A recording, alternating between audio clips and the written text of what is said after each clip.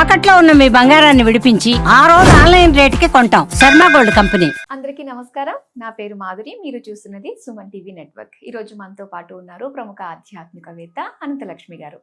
నమస్కారం అమ్మా. నమస్తే తల్లి.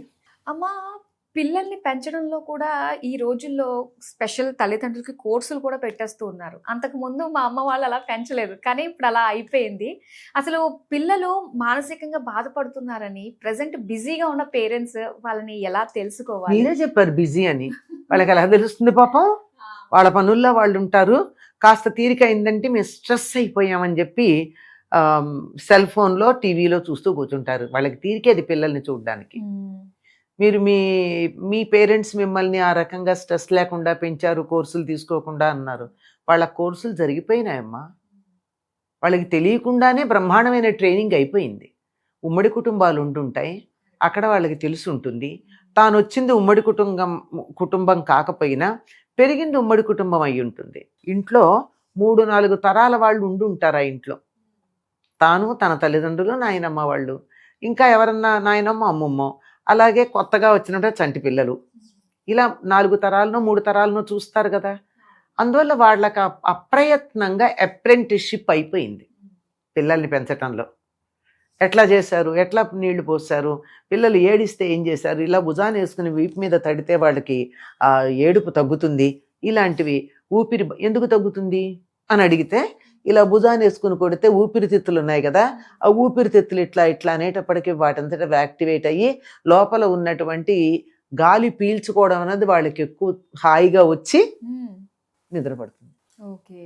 అందుకు ఇలాంటివి ఇంట్లో మనకి వెనకాలన్న రీజన్ తెలిసినా తెలియకపోయినా నిద్ర పట్టక ఏడిపించే పిల్లల్ని భుజాన్ని వేసుకుంటే ఊరుకుంటారు అనేది తెలిసిపోయింది. ఇట్లా అనేకం తెలిసాయి. ఇప్పుడు ఈ తెలియకపోవడానికి కలిగిన కారణం ఏమిటంటే న్యూక్లియర్ ఫ్యామిలీ, విడిగా ఉండిపోవడం. పెద్దవాళ్ళు పనికి రావటం లేదు. పెద్దవాళ్ళు కూడా చెప్పే పరిస్థితుల్లో లేరు, అది కూడా మనం ఒప్పుకోవాలి. వాళ్ళని ఈ యంగ్ జనరేషన్ అంటమే కదా, వాళ్ళు కూడా మేము చాలా కష్టపడ్డాం, మేము ఇప్పుడు సుఖపడాలి, మేము పిల్లల్ని చూడడం అనేటటువంటి పెద్దవాళ్ళు కనపడుతున్నారు చాలామంది. Very sad to note that. అటువంటి పరిస్థితుల్లో వీళ్ళకి ఎలాగ తెలుస్తుంది అంటే, అసలు తెలుసుకోవడానికి మీకు తీరుకుందా మొదటి మాట, తెలిస్తే పరిష్కరించేంత ఓపిక ఉందా రెండో మాట. ఈ రెండు ఉన్నప్పుడే ఈ చెప్పేవి ఏమన్నా పనికొస్తాయి. తెలుసుకోవాలంటే ఏం చెయ్యాలి? కొంచెం తీరుకుండాలి కదా, తీరిక చేసుకోవాలి. పిల్లల్ని కనటం కాదండి, తొందరపడి కనద్దని చాలామందికి సలహాలు చెప్పాల్సిన పరిస్థితి వస్తుంది. మీకు పిల్లలకి సమయాన్ని కేటాయించగలిగినటువంటి పరిస్థితి ఉంటే పిల్లల్ని కనండి, కానీ పడేయకండి. అవును, పిల్లల్ని కన్నాక పెంచే ఓపిక ఉండాలి. Give some time for them.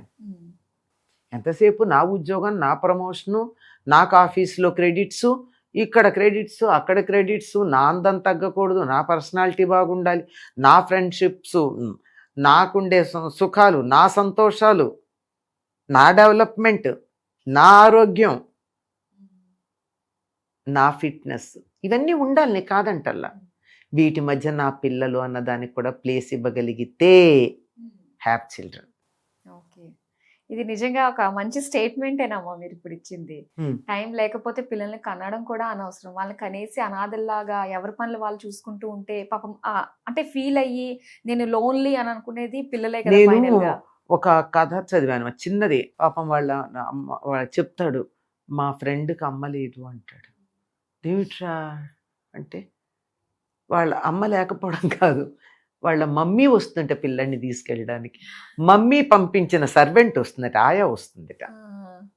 అంతేగాని అంటే అమ్మ అన్న పదమే తెలియని పరిస్థితుల్లో పెంచుతూ ఉన్నారు. అసలు వాళ్ళ అమ్మ ఎప్పుడూ రానేరాదు, వాళ్ళకి ఆయా వస్తుంది, వాళ్ళకి అమ్మ లేదనుకుంటా అని ఇంకోటి చెప్తాడు.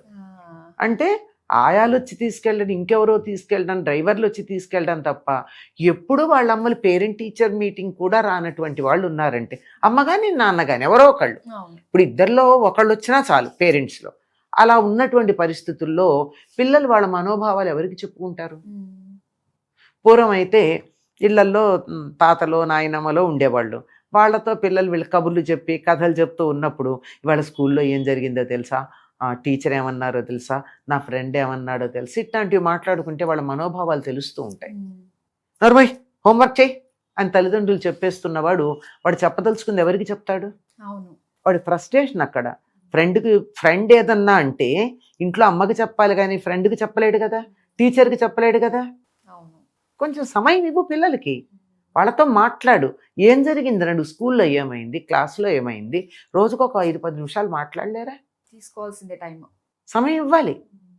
ఇప్పుడు ఇంగ్లీష్లో ఒక మాట ఉంది, మనం అది కొంచెం పట్టించుకోం కానీ మనకు కొంచెం నచ్చదు కూడా. 10 hugs and 100 kisses అని.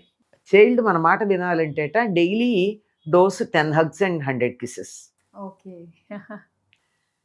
ఇది మనకి కొంచెం మన పద్ధతిలో అలా పిల్లల్ని కౌగిలించుకోవడం కానీ ముద్దులు దగ్గరగా ఎంగిలి ముద్దులు పెట్టడం కానీ మనకి ఇష్టం ఉండదు. మనకి కొంచెం దూరంగానే ఉంచుతాం. కానీ కనీసం రోజు పడుకునేటప్పుడన్నా దగ్గర పడుకోబెట్టుకోవాలి కదా. ఒకప్పుడు పిల్లల్ని రోజుల పిల్లల పంచి దూరంగా పడుకోబెట్టండి అని చెప్పిన పాశ్చాత్యులే ఇప్పుడు రోజు 10 సార్లు కౌగిలించుకోండి మీ పిల్లల్ని అని చెప్తున్నారు. మనకు అట్లా చెప్పలేదు, రాత్రి దగ్గర పడుకోబెట్టుకోమన్నారు. నిద్రలోకి జారుకోబోయే ముందు పిల్లలు వాళ్ళ మనోగతాలన్నీ చెప్తారండి. కరెక్ట్ టైం అది. పడుకునేటప్పుడు వాడికి భయం వేసినా ఏం జరిగినా అన్నీ చెప్పేస్తారు ఆ టైంలో. వాడికి నిద్రలోకి జారుకుంటూ ఉంటారు. మామూలుగా అయితేనే మామూలుగా చెప్పేస్తారు. కొంతమంది చెప్పని మనస్తత్వం ఉన్న వాళ్ళు కూడా ఆ సమయంలో చెప్తారు. కనుక తల్లో తండ్రో పిల్లల్ని నిద్రపోగొడుతూ ఉంటే దగ్గర కూర్చుని జోల పాడుతూనో, వాళ్ళు పడుకునేటప్పుడు పక్కన కూర్చునో పక్కన పడుకోబెట్టుకునో కనుకున్నట్టయితే వాళ్ళ మనసులో ఉన్నవన్నీ తెలుస్తాయండి. మనసులో ఉన్న బయటికి చెప్పేశాక ఫ్రస్ట్రేషన్ ఉండదు. వాళ్ళు దిగులు పడుతున్నారు, బాధపడుతున్నారు, స్ట్రెస్ ఫీల్ అవుతున్నారు అన్నది ఉండదు. ఎందుకు ఉండదంటే చెప్పేశారుగా. చెప్పకపోతే స్ట్రెస్, చెప్పేశాక స్ట్రెస్ ఏముంది? నేను చూస్తాలేరా అంటుంది, అయిపోయింది. చూసిందో చూడలేదు తర్వాత నేను చూస్తాను అన్న మాట చాలు కదా. వినింది కదా. వినడం కాదు, ఏదో చెప్తాడు. నా ఫ్రెండ్ ఇవాళ నాతో దెబ్బలాడాడు తెలుసా, నాకు ఎంత ఇదిగా ఉందో అన్నాడు అనుకో, సరే నేను చూస్తాలే అన్నాడు వాళ్ళ నాన్నో అమ్మో.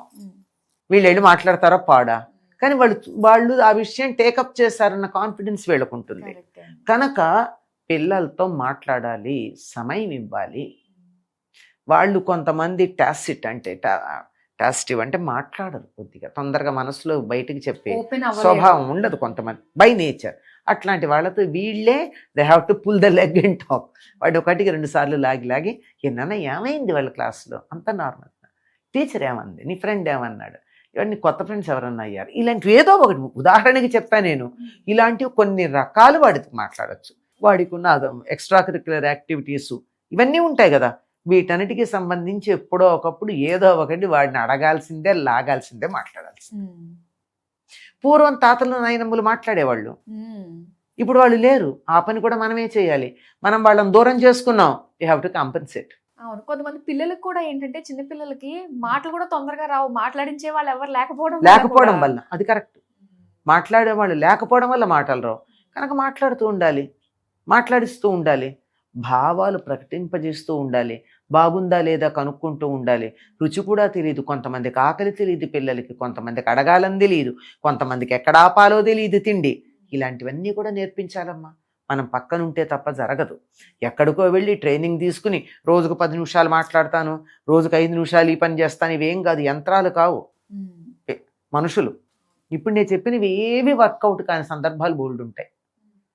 వాళ్ళ దగ్గర డిఫరెంట్ వర్కౌట్ అవుతుంది, depending on the nature of the child and the parent. అంచేత ఊరికే ఒక మార్గం చెప్పడమే తప్ప ఇది ఫైనల్ అని చెప్పేదేం కాదు. ఇవన్నీ కూడా మేము ఇలా పెరిగిన వాళ్ళమే కాబట్టి ఇంతకంటే మించింది ఇంకేం చెప్తారు అక్కడ కూడా అనిపిస్తూ ఉంటుంది. వర్క్ షాప్ కి మనం కేటాయించే టైం పిల్లలతో కేటాయిస్తే చాలా బాగుంటుంది. ఇంతకన్నా ఏమన్నా ఎప్పుడైనా వెళ్ళారా మీరు అలాంటి వర్క్ షాప్స్ కి? ఏం లే, అవసరమే లేదమ్మా. పిల్లల్ని పెంచటం అనేది ఇట్స్ అన్ ఆర్ట్. అది తల్లికి తెలిసినట్టుగా, తల్లితనం కలిగిన ఆడవాళ్ళకి తెలిసినట్టుగా, అప్పుడప్పుడు కాస్త తల్లితనం మగవాళ్ళలో కూడా ఉంటుందమ్మా, ఉండాలి కూడా. వాళ్ళకి తెలిసినట్టుగా, పేరెంట్స్కి తెలిసినట్టుగా ఇంకెవ్వరికీ తెలియదమ్మా. అంతా చెప్పు, నేను ఇప్పుడు చెప్పాను ఇవన్నీ కూడా వర్కౌట్ కాని సందర్భాలు ఉంటాయి. ఇవేమీ లేకుండా క్యాజువల్గా వర్కౌట్ అయ్యే సందర్భాలు ఉంటాయి. And depending on the nature of the child and the parent. అంతే. ఓకే అమ్మా, చాలా చక్కగా తెలియజేసినందుకు ధన్యవాదాలు. నమస్తే అమ్మా.